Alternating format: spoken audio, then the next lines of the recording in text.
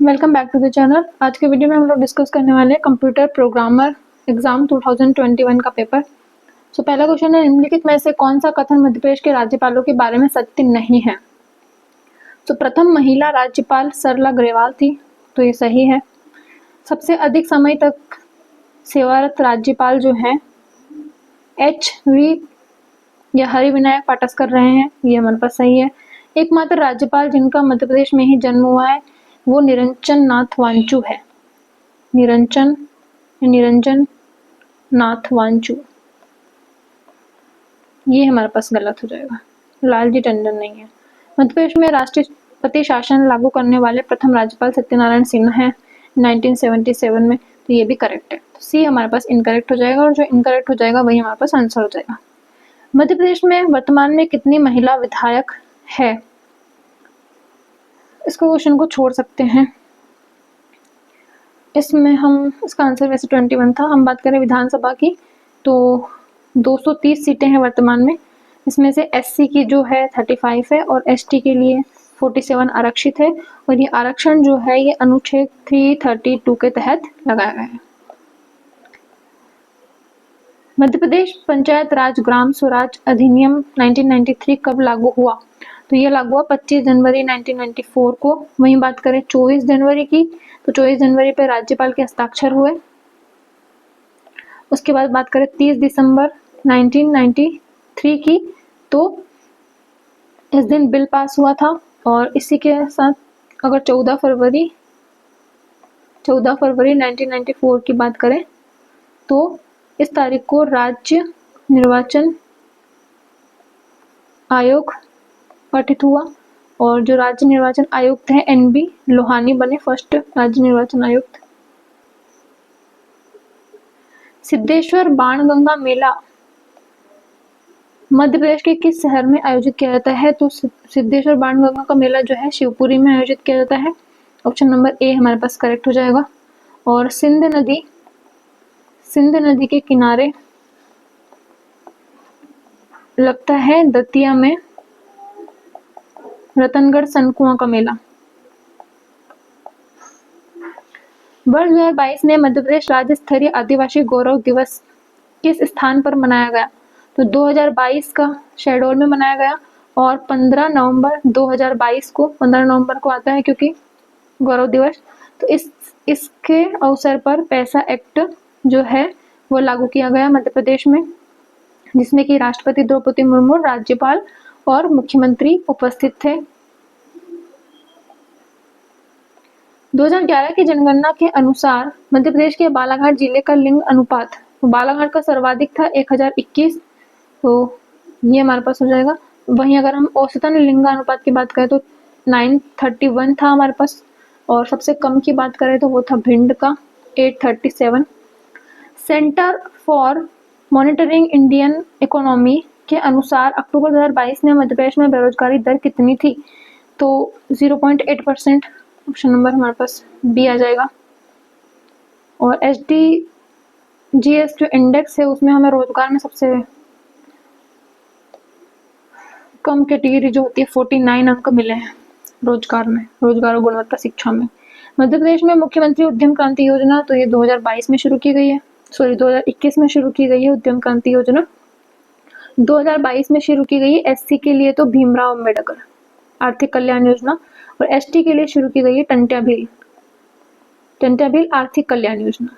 ये दोनों ही आर्थिक कल्याण है और आर्थिक कल्याण योजना में जो सीमा है वो 18 से 55 वर्ष है। वहीं बात करें अगर बिरसा मुंडा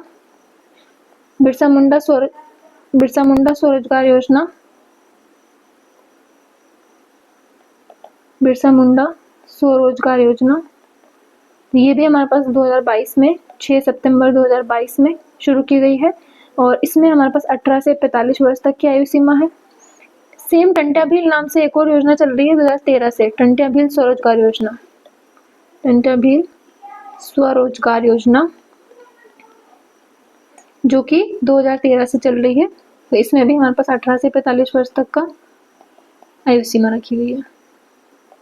भारत की कुल जैविक खेती का जो कितना प्रतिशत योगदान मध्य प्रदेश का है, तो बात करें 40% से ज़्यादा भाग जो है जैविक खेती का मध्य प्रदेश में से जाता है, और जैविक खेती की शुरुआत इंदौर से हुई थी और मध्य प्रदेश में प्रथम स्थान पर इंदौर है। जलवायु की विविधता के आधार पर मध्य प्रदेश राज्य को कितने जलवायु क्षेत्रों में बांटा गया है, तो 11 जलवायु क्षेत्र हैं, 5 कृषि क्षेत्र हैं। और अगर जलवायु की बात करें तो जलवायु को किसी की भी बात करें, चाहे थारनेट की बात करें या श्रीमन नारायण की या किसी की भी, तो सभी ने 3 भागों में बांटा है। ग्लासगो में आयोजित संयुक्त राष्ट्र जलवायु शिखर सम्मेलन में किस गैस के उत्सर्जन को कम करने की अनुमति या सहमति बनी है, तो methane gas. Option number D हमारे पास करेक्ट हो जाएगा। इसरो का मिशन विफल हुआ, इसरो का कौन सा मिशन जो है विफल हुआ, SSLVD-1 जो है ये विफल हुआ। Option number A. Maulana Abul Kalam Azad trophy प्रदान की जाती है, तो शिक्षा मंत्रालय द्वारा प्रदान की जाती है। ऑप्शन नंबर ए करेक्ट हो जाएगा। राष्ट्रीय खेल प्रोत्साहन पुरस्कार किस वर्ष आरंभ हुआ था, तो ये आरंभ हुआ था 2009 से, और 2009 में मध्य प्रदेश में IIT इंदौर जो कि इंडियन इंस्टीट्यूट ऑफ टेक्नोलॉजी है, इसकी स्थापना हुई थी। आहार अनुदान योजना मध्य प्रदेश शासन के किस विभाग द्वारा संचालित की जाती है, तो ये जो योजना है 2017 में शुरू की गई थी, जो कि विशेष जनजाति जो PVTGs है, बेगा भालिया सहरिया, उनके लिए संचालित की जा रही है। और 2025-26 के बाद से पहले 1000 रुपये प्रतिमाह मिलते थे, अब 1500 रुपये प्रतिमाह मिलते हैं महिला मुखिया को कुपोषण से निजात पाने के लिए ये योजना चलाई गई है।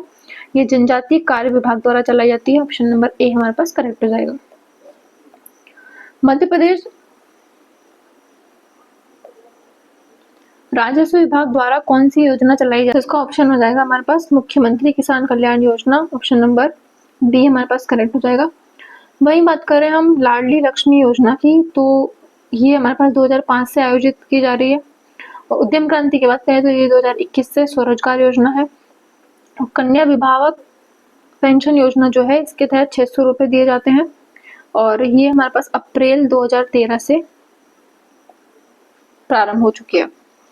अंतर्राष्ट्रीय ख्याति प्राप्त आयरन नेल आर्टिस्ट कौन है, तो ये वाजिद खान है। ऑप्शन नंबर सी करेक्ट हो जाएगा। सोनगिरी स्थित है, सोनगिरी कहाँ पे, दतिया में स्थित है। ऑप्शन नंबर सी हमारे पास करेक्ट हो जाएगा। वही बात करें गोमतगिरी की, तो ये हमारे पास स्थित है इंदौर में। वही बात करें पुष्पगिरी की, तो पुष्पगिरी हमारे पास स्थित है देवास जिले में, और देवास जिले में आती है गंधर्वपुरी, जो कि राजा गंधर्व के नाम पर रखा गया है, संगीतकार थे वो। और दतिया में मेला लगता है सनकुआ का, रतनगढ़ सनकुआ का मेला। सारू मारू गुफाएं मध्य प्रदेश में किस जिले में है, तो अगर सारू मारू गुफाएं की बात करें तो ये सीहोर जिले में है, और सीहोर जिले में बौद्ध का मठ है यहाँ पे, और ये आता है पनगुराड़िया में। और अगर हम बात करें उज्जैन में, और किसके संबंधित है, ये अशोक से संबंधित है, ठीक है, बौद्ध धर्म से। और उज्जैन की बात करें तो उज्जैन में क्या है, वैश्य टेकरी है, जो कि महादेवी के कहने पे बनवाई थी, कानीपुरा में है ये उज्जैन में। मंदसौर की बात करें तो विदिशा की बात करें तो विदिशा में हमारे पास आ जाता है हेलियोडोरस स्तंभ,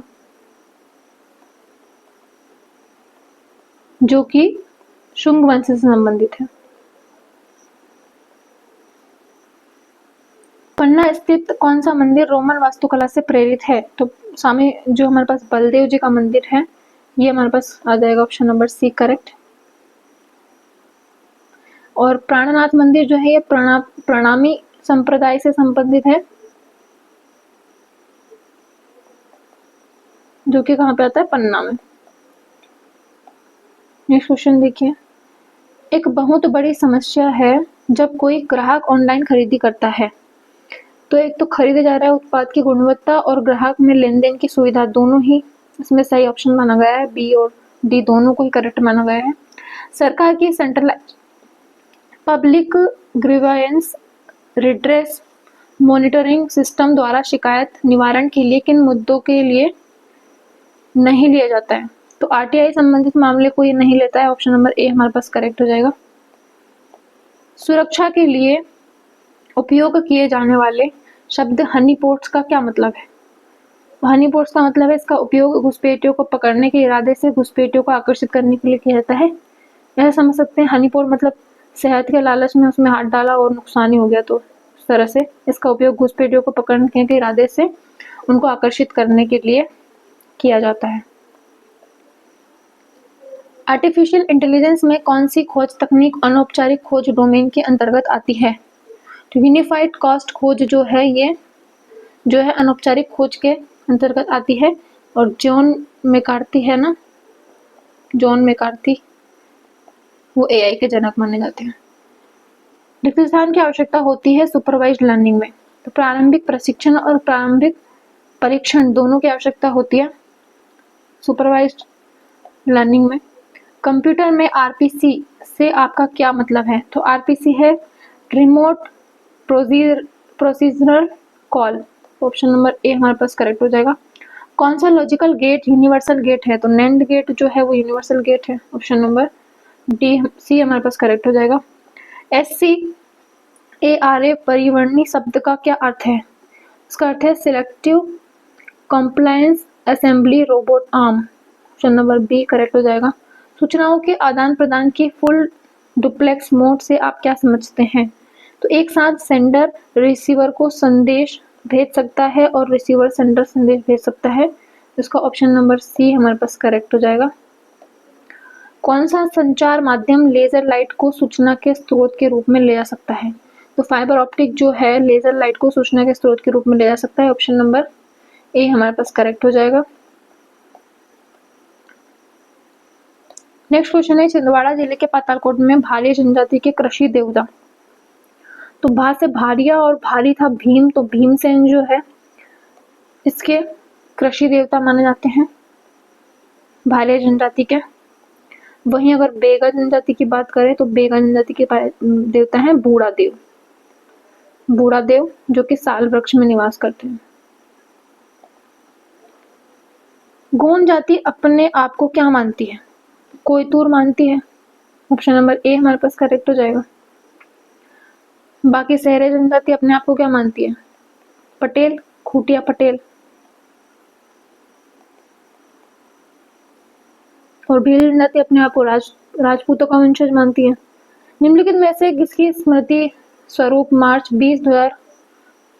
1998 को डाक टिकट जारी किया गया था? तो 20 मार्च 1998 को डाक टिकट जो है रानी अवंतीबाई के स्मृति में चलाया गया था। इसको रामगढ़ की लक्ष्मीबाई बोलते हैं, रामगढ़ की लक्ष्मीबाई।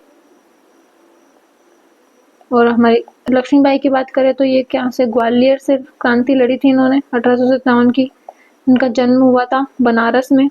मणिकर्णिका नाम था इनका बचपन का। अहिल्याबाई की बात करें तो ये होलकर वंश की महारानी थी जिन्होंने महेश्वर को राजधानी बनाया और महेश्वरी साड़ियां और महेश्वर घाट बनवाया। अहिल्या घाट निमाड़ उत्सव मनाया जाता है जहाँ पे। दुर्गावती की बात करें तो ये अकबर के सेनापति आदम खां से लड़ा इन्होंने 1764 में नरे नाला का युद्ध।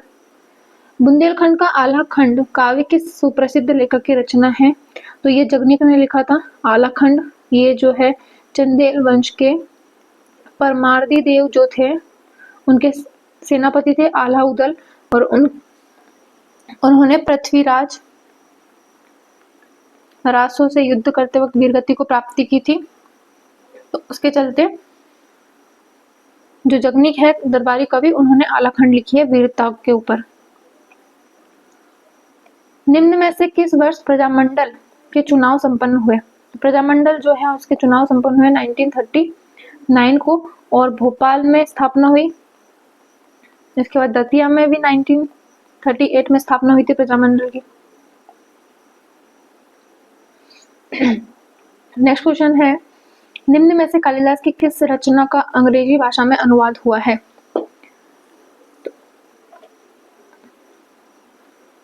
अभिज्ञान शाकुंतलम है शायद इसका आंसर। ऑप्शन नंबर डी हमारे पास करेक्ट हो जाएगा। सन 1854 में रीवा राज्य के राजा का नाम बताइए। तो रघुराज सिंह जो है इन्होंने गोविंदगढ़ का किला भी बनवाया है, गोविंदगढ़ रीवा का किला जो है। रघुराज सिंह जो है करेक्ट आंसर हो जाएगा। डॉक्टर भीमराव अंबेडकर ने 1946 में निम्न में से किस नाम से विद्यालय प्रारंभ किया था? तो सिद्धार्थ नाम से इन्होंने विद्यालय प्रारंभ किया था। ऑप्शन नंबर डी हमारे पास करेक्ट हो जाएगा। कलचुरी राजाओं में से सर्वप्रथम सिक्के चलाने का श्रेय किसे जाता है? तो गांगेय देव जो थे, कर्ण जो लक्ष्मी कर्ण था उसके पिता, कर्ण के जो पिता थे गांगेय देव, जिसको जो परमार वंश के राजा भोज है उन्होंने हराया भी था। किसने हराया था? परमार वंश के भोज राजा भोज ने हराया था इनको। तो इन्होंने सर्वप्रथम सिक्के चलाए थे, लक्ष्मी के छाप वाले सिक्के चलाए थे इन्होंने। माच परंपरा का संबंध निम्न में से किससे है? तो माच परंपरा जो है लोकनाट्य है, जो कि राजकीय जो हमारे पास राजकीय नाटक है या नाट्य है, और ये किसका है? मालवा का। और लोकगीत की बात करें तो मालवा का लोकगीत है पिंगला झुरापो, जो कि राजा भर्तृहरि और उनकी रानी पिंगला के ऊपर गाए जाते हैं। वह भाग जो भांडेर पठार कैमूर की पहाड़ियों तथा अन्य पहाड़ियों का समूह कहलाता है। तो विंध्यान कगार जो है वो भांडेर और कैमूर जो मध्य प्रदेश के मालवा है उसके बीच में से निकलती है विंध्याचल श्रेणी, और फिर आगे मध्य भाग उसका हो जाता है भांडेर, और फिर उधर कैमूर और फिर भांडेर की पहाड़ियां हैं। तो ये टोटल हमारे पास रहता है विंध्यन कगार क्षेत्र कहलाता है, भांडुर कैमूर। राजपीपला की पहाड़ियां जो है वो हमारे पास सतपुड़ा की सबसे पश्चिमी भाग है, जिसमें कि बड़वानी, चूलगेड़ी की पहाड़ी, असीरगढ़ की पहाड़ियां, बीजागढ़ की पहाड़ियां, ये सब सम्मिलित है। मध्य प्रदेश में सर्वाधिक वर्षा वाला क्षेत्र, तो सर्वाधिक वर्षा वाला क्षेत्र जो है महादेव श्रेणी। इसमें जिला ने पूछा है, अगर जिला पूछा तो कौन सा आएगा? बालाघाट। तो इसी कारण यहाँ पे धान ज्यादा होता है, इसको बोलते हैं धान का कटोरा। लेकिन धान में प्रथम स्थान पे कौन सा है? रायसेन। रायसेन जो है फर्स्ट स्थान पे है मध्य प्रदेश में। तो महादेव श्रेणी में बीच में आती है धूपगढ़ चोटी पंचमढ़ी, यहाँ पे सर्वाधिक वर्षा होती है। धूपगढ़ चोटी है 1350 मीटर, सबसे ऊंची चोटी मध्य प्रदेश की। तो ऑप्शन नंबर सी इसका करेक्ट हो जाएगा। निम्न में से किस जिले में कर्क रेखा नहीं गुजरती है? तो कर्क रेखा जो है वो 14 जिलों से गुजरती है।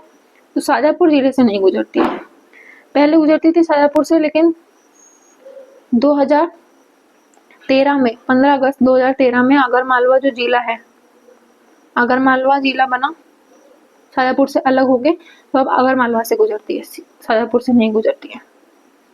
बुढ़ार क्षेत्र किससे संबंधित है? तो बुढ़ार अमलाई ये कोयला उत्पादक क्षेत्र है, तो ऑप्शन नंबर हमारे पास बी करेक्ट हो जाएगा। बात करें इसकी मैग्नीज की, तो इसमें भरवेली तिरोड़ी रमनम्मा आ जाएगा, सेकेंड स्थान है मध्य प्रदेश का। अमरकंटक तापविद्युत केंद्र स्थापित कहाँ पे है? तो ये चचाई में है, चचाई तापविद्युत केंद्र भी है कहाँ पे? ये अनूपपुर में।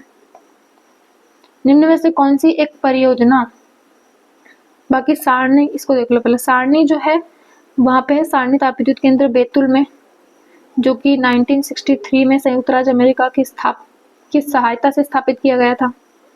सतपुड़ा तापविद्युत केंद्र भी है उसका नाम। बीरसिंहपुर जो है ये हमारे पास कहाँ जाता है? उमरिया। बीरसिंहपुर तापविद्युत केंद्र उमरिया में आ जाता है। डोंगलिया जो है ये हमारे पास है सिंगाजी महाराज तापविद्युत केंद्र, ये आ जाता है हमारे पास खंडवा में। मध्य प्रदेश में कौन सी एक परियोजना मध्य प्रदेश और उत्तर प्रदेश की संयुक्त परियोजना है? तो अगर हम बात करें माता टीला की, तो ये ललितपुर में है, बेतवा नदी पर, तो ये हमारे पास आ जाएगी। बाकी सिंध परियोजना की बात करें तो ये हमारे पास आ जाएगा शिवपुरी में, ये केवल मध्य प्रदेश की है। तवा जलाशय जो है वो हमारे पास आ जाएगी नर्मदापुरम में। तवा नदी जो है नर्मदा की सहायक नदी है। बारना जो है ये आ जाएगी रायसेन जिले में, तो ये केवल मध्य प्रदेश की है। बाकी माता टीला की बात करें या राजघाट परियोजना की बात करें, ये हमारे पास मध्य प्रदेश और उत्तर प्रदेश की संयुक्त परियोजना है। रानी अवंतीबाई सागर परियोजना निम्न में से किस जिले में है? तो रानी अवंतीबाई सागर बोलो या बरगी डैम बोलो। बरगी डैम, बरगी परियोजना जिससे जबलपुर में पीने के पानी का सप्लाई भी होता है। तो ऑप्शन नंबर डी हमारे पास करेक्ट हो जाएगा, जबलपुर में है रानी अवंतीबाई सागर परियोजना। अगर रानी लक्ष्मीबाई की बात करें, रानी लक्ष्मीबाई, तो ये हमारे पास कहाँ है, बेतवा नदी पर है, और ये है हमारे पास राजघाट परियोजना। ये हमारे पास क्या है, रानी लक्ष्मीबाई। पन्ना राष्ट्रीय उद्यान में मगर घड़ियाल पालन निम्न में से किस नदी में होता है? तो पन्ना राष्ट्रीय उद्यान की जीवन रेखा कौन सी है? केन नदी। तो केन, देखो एक तो हमारे पास सोन घड़ियाल केंद्र है, उसके बाद एक चंबल घड़ियाल केंद्र है जो कि मुरैना में इसका मुख्यालय मान सकते हैं, और सोन नदी पर है। तो ये पहला, दूसरा और तीसरा, तो केन नदी पर जो है वो पन्ना राष्ट्रीय उद्यान में आता है। मध्य प्रदेश ऊर्जा विकास निगम, तो ऊर्जा की बात करें तो वो हमारे पास आया 1982 में। और अगर हम खनिज निगम की बात करें तो खनिज निगम आया 1962 में। वहीं हम वन विकास निगम की बात करें तो वो आया 1975 में। और अगर उद्योग विकास निगम की बात करें या फिर उद्योग निगम की बात करें तो वो आया 1965 में। तो देखो, वन खनिज से मिलती ऊर्जा, तो 62 खनिज मिला और 82 में ऊर्जा मिली। फिर उद्योग जो है हमारे पास मिलते हैं, उद्योग स्थापित होते हैं वनों से जो उपज प्राप्त होती है, तो 75 और 65, तो ये दो पेयर में याद कर सकते हैं। होप आपको वीडियो हेल्पफुल लगी होगी। Please like the video and subscribe the channel. Thank you for watching. और एमपीपीएससी के पार्ट ए जो हमने डिस्कस किया है उसकी प्लेलिस्ट में पिन कमेंट कर दूंगी, तो वहां से आप चेक कर सकते हैं। Thank you for watching.